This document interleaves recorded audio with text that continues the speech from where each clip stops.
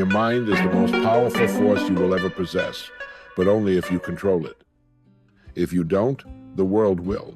It will shape it with fear, mold it with distraction, poison it with doubt, and before you know it, your mind becomes your prison instead of your weapon. But here's the truth. They don't want you to realize. You were not born to be ruled by your mind. You were born to master it.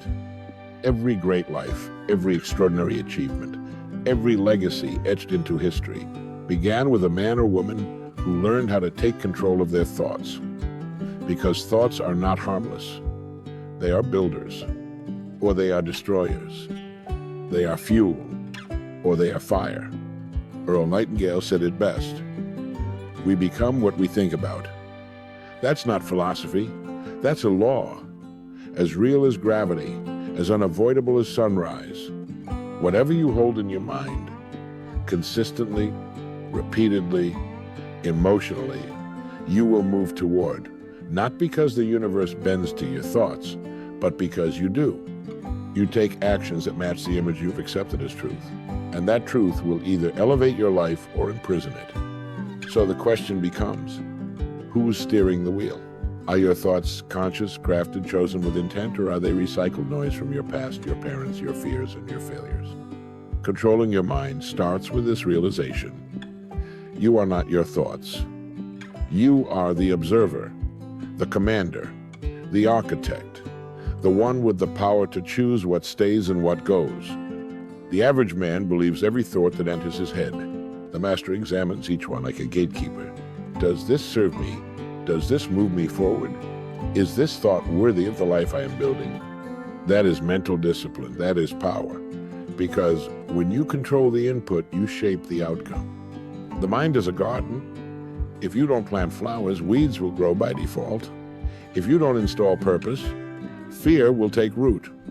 If you don't lead your thoughts, they will be led for you by the loudest voices, the worst memories, the strongest emotions. And make no mistake, they do not care where they take you. But when you become conscious, when you rise each morning and say, today I think intentionally. Today I feed my mind with clarity, with vision, with truth. That's when your life begins to change. Control doesn't mean silence. It means direction. It means you don't allow anger to become action. You don't let worry become paralysis. You don't let insecurity become identity. It means you feel the fear and walk anyway. You hear the doubt and keep moving. You sense the temptation and choose the greater reward. That kind of mental power isn't built overnight. It's built in silence, in solitude, in the small moments when no one's watching, when you choose not to scroll but to study, not to gossip but to grow, not to entertain every emotion, but to elevate your awareness. Edison did not invent the light bulb because he felt good. He did it because he controlled his focus. Carnegie did not build empires because he was motivated. He did it because he trained his mind to see opportunity when others saw failure. Lincoln did not lead a nation through war because he was fearless. He led it because he learned how to sit in his thoughts, wrestle with them, and come out with purpose. This is not reserved for the extraordinary. This is what makes someone extraordinary. You want to be free? Master your mind. You want to be rich? Master your mind. You want peace, power, legacy, love, meaning, joy? Master your mind. Because every external victory begins with an internal command. The man who can stay calm in chaos wins. The woman who can think clearly under pressure leads. The person who can choose discipline over impulse builds the life others only fantasize about. Because impulse is natural. Control is earned. And control gives you access to a life most never touched, not because they couldn't, but because they never took command of the one thing that determines everything, their mind. Every day, from the moment you wake, the world tries to hijack your mind. Notifications beg for your attention. News screams for your fear. Social media sells you 1,000 lives to compare yourself to. And if you're not grounded, if you haven't built your mental fortress, you'll fall into the trap. You'll start thinking thoughts that don't belong to you. You'll live out scripts that were never yours to begin with. But the mind, your mind, is not a playground. It is a command center. And either you program it or it will be programmed for you. This is why stillness is power, not laziness, not passivity, but deliberate stillness. The ability to pause to separate stimulus from response is what separates warriors from wanderers.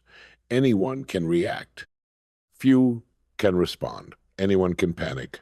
Few can pause. The mind that learns to pause is the mind that learns to choose. And choice, real conscious choice, is what changes lives. You are not your anxiety. You are not your fear. You are not your past. You are not your negative thoughts. Those are just visitors. Clouds passing across the sky. What you are is the sky. Unmoved. Constant. The thinker, not the thought. Earl Nightingale knew this. His words weren't filled with fluff. They were fire. They were blueprints. He said everything begins with an idea, not a job, not a paycheck, not an opportunity. An idea. And that idea is born in the mind. And if your mind is cluttered with fear, with chaos, with noise, that idea never gets oxygen. It dies before it breathes. That's why most people don't live out their potential, not because they don't have the talent, but because their minds are so busy surviving. They never get quiet enough to hear the whisper of greatness calling them. So here's the truth. If you want to control your mind, you have to train it, just like your body, just like your craft. Mental mastery is a practice. You must rehearse it, drill it, push it. Read daily, reflect often, eliminate garbage content. Guard your inputs like your future. Depends on it, because it does. Stop feeding your brain junk and expecting genius. You cannot consume chaos and expect clarity. You cannot entertain drama and expect discipline. You cannot drown in distraction and expect direction. You must become ruthless with what enters your mind, what you listen to, what you read, who you spend time with. Every word, every image, every sound at all seeds your thoughts. And thoughts, repeated enough, become beliefs. And beliefs, held long enough, become your reality. So be vigilant. Be intentional. When you feel your mind spiraling, interrupt it. Speak truth, out loud if you have to. Replace lies with vision. Replace fear with faith. Replace doubt with action. Control is not about being perfect. It's about noticing. It's about taking responsibility. About stepping in and saying, no, I don't think that way anymore. No, that's not who I am. No, I won't follow that thought into darkness. And each time you do this, each time you disrupt the old pattern and replace it with power, you strengthen the mind.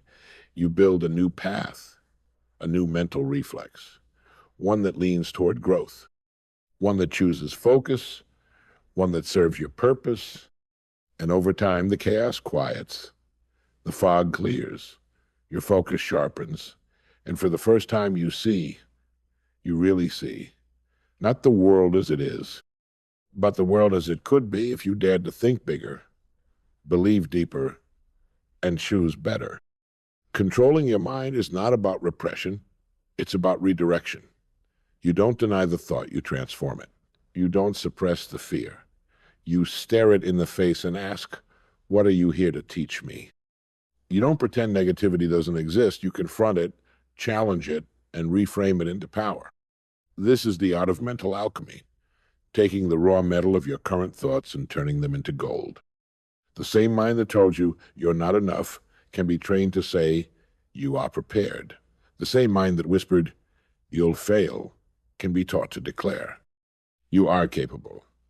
But it takes work, real work, inner work, the kind of work most avoid because it doesn't show on the outside.